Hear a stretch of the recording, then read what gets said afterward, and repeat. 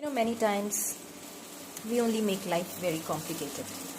कई बार हम खुद ही ज़िंदगी को बहुत कॉम्प्लिकेटेड बना देते हैं. It's very simple. ये बहुत सिंपल है. Expect the best and be prepared for the worst. अब अपेक्षा तो सब अच्छे होने की करें, लेकिन हर बुरे समय के लिए प्रिपेयर्ड भी रहें. हैविंग सेड दैट, ये कहने का ये मतलब नहीं है, it does not mean that we don't trust God, that He will do something good to us. इसका मतलब ये नहीं है कि हम परमेश्वर पे भरोसा करना बंद कर दें या ऐसा सोचें कि वो हमारे लिए कुछ अच्छा नहीं करेगा. It's just that we will trust God's will more than our own will. ये सिर्फ इतनी सी बात है कि हम परमेश्वर की इच्छा को ज़्यादा मान्यता देते हैं या उसको ज़्यादा इम्पोर्टेंस देते हैं खुद की इच्छा से ज़्यादा. एंड हैविंग ट्रस्टिंग दैट, और ये भरोसा करना दैट वो जो भी करेगा अच्छे के लिए ही करेगा. That whatever he will do for our good.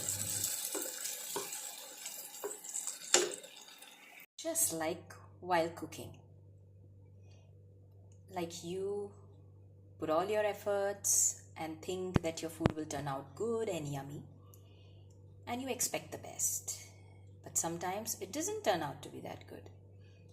और ये सिर्फ कई बार खाना बनाने के जैसे है, जैसे कि आपकी अपेक्षा तो होती है कि खाना अच्छा बनेगा और आप अपने एफर्ट्स डालते हैं, बट कई बार खाना नहीं अच्छा बनता, टेस्टी नहीं बनता. So what you have to do is, trust, work on the feedback and keep moving on.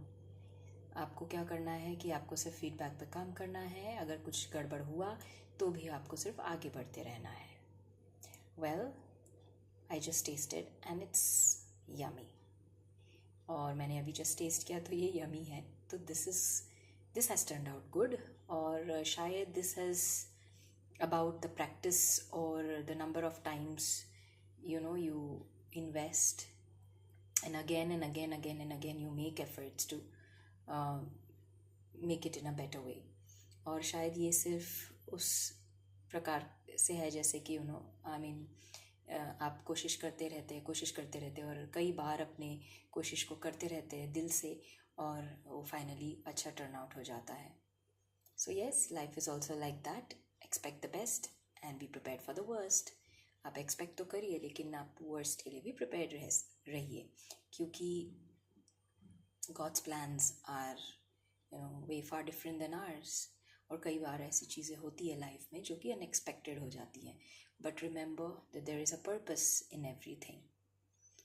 और हर एक लाइफ के पहलू में हर एक फेज़ में उसका एक उद्देश्य होता है, और वो परमेश्वर हमारे लिए अच्छे के लिए ही करता है. So believe that and keep moving on. God bless.